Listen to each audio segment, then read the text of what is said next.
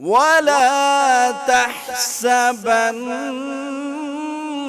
الذين قتلوا في سبيل الله أمواتا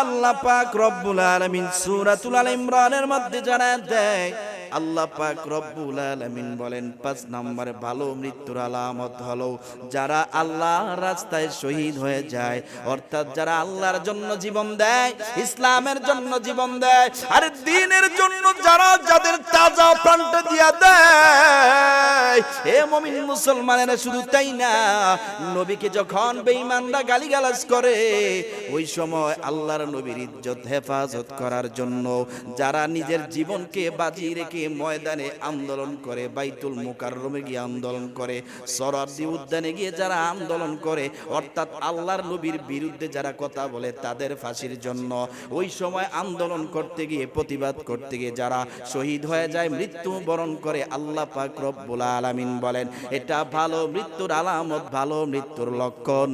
আর ওরা মৃত না, ওরা মৃত না, ওদেরকে তোমরা মৃত বলিও না, ওরা জীবিত, ওরা জীবিত।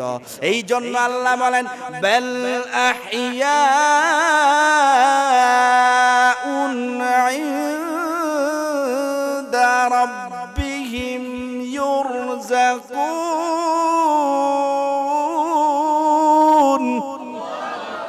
আল্লাহ পাক রব্বুল আলামিন বলে, ও দুনিয়ার মানুষেরা, আমার এই বান্দাগুলা যারা নবীর ইজ্জতের জন্য, ইসলামের জন্য, দ্বীনের জন্য, কোরআনের জন্য, সুন্নাহের জন্য যারা নিজের তাজা প্রাণটাকে আমি আল্লাহর রাস্তায় বিলিয়ে দেয়, যারা নিজের প্রাণটাকে, নিজের তাজা প্রাণটাকে আমি আল্লাহর রাস্তায় উৎসর্গ করে দেয়, আল্লাহ পাক রব্বুল আলামিন জানায় দেয় ওরা কেউ মৃত না, ওরা সবাই জীবিত। জীবিত শুধু তাই না, শুধু তাই না, ওরা আমি আল্লাহর পক্ষ থেকে রিজিক প্রাপ্ত, আমি আল্লাহ তাদেরকে রিজিক দান করি এবং তারা রিজিক গ্রহণ করে। আল্লাহু আকবার।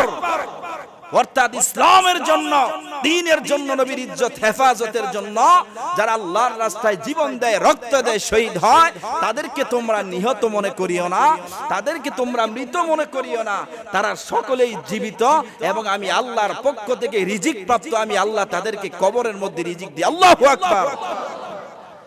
এই জন্য ইসলামের জন্য, দ্বীনের জন্য যারা জীবন দেয়, রক্ত দেয়, ওদের মতো সৌভাগ্যবান আর কেউ। এই জন্য আমার ভাইয়েরা ৫ নাম্বার বলেছিলাম, এবার আসেন ৬ নম্বরে।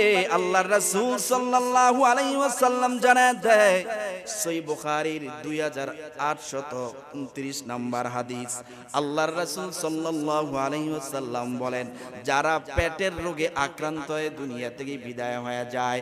অনেক মানুষ দেখবেন পেটের মধ্যে অনেক বড় ধরনের রোগ হয়, আর পেটের মধ্যে লিভার ক্যান্সার ধরা খায়। অনেক মানুষ আপনারা তাকায় দেখবেন পেটের মধ্যে কিডনি ড্যামেজ হয়ে যায়, পেটের বাল্ব নষ্ট হয়ে যায়, আছে না নাই? আল্লাহর রাসূল সাল্লাল্লাহু আলাইহি ওয়াসাল্লাম জানায় দেয়, ক্বালা রাসূলুল্লাহ সাল্লাল্লাহু আলাইহি ওয়াসাল্লাম আল মাবতুনু শাহীদুন। আল্লাহর রাসূল সাল্লাল্লাহু আলাইহি ওয়াসাল্লাম বলেন, পেটের মধ্যে বড় বড় রোগ হয়, বড় বড় রোগে আক্রান্ত হয়ে যারা দুনিয়া থেকে বিদায় হয়ে যায়, আল্লাহর রাসূল সাল্লাল্লাহু আলাইহি ওয়াসাল্লাম বলেন ওরা শহীদি মর্যাদা পাবে, ওদেরকে আল্লাহ শহীদি মর্যাদা দান করবে। ওদের শহীদি মৃত্যু যখন আল্লাহ তাআলা দান করবে, ওরা মৃত্যুবরণ করতে দেরি হবে, আল্লাহর জান্নাতে যেতে দেরি হবে না। বহু মানুষ আছে দেখবেন এই পেটের মধ্যে অনেক বড় ধরনের রোগ হয়, কি হয় না ভাই? হয়, ক্যান্সার হয়, বাল্ব নষ্ট হয়ে যায়, কিডনি নষ্ট হয়ে যায়। এই জন্য আল্লাহর রাসূল বলেন তোমরা হতাশ হইবা না।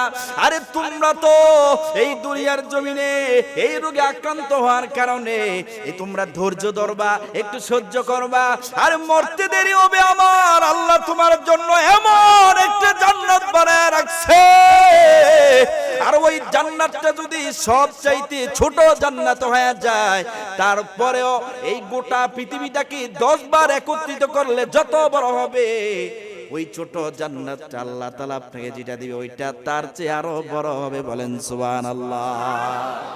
এই জন্য আমার ভাইয়েরা মন ঘাবড়ানোর কোনো প্রশ্নই আসে না, কারণ আপনার রোগে আপনি আক্রান্ত হয়েছেন, একটু সবর করেন, ধৈর্য ধরেন, মৃত্যুর পরে আপনার জন্য আল্লাহর জান্নাত ওয়াজিব হয়ে আছে, কি বলেন ঠিক কিনা?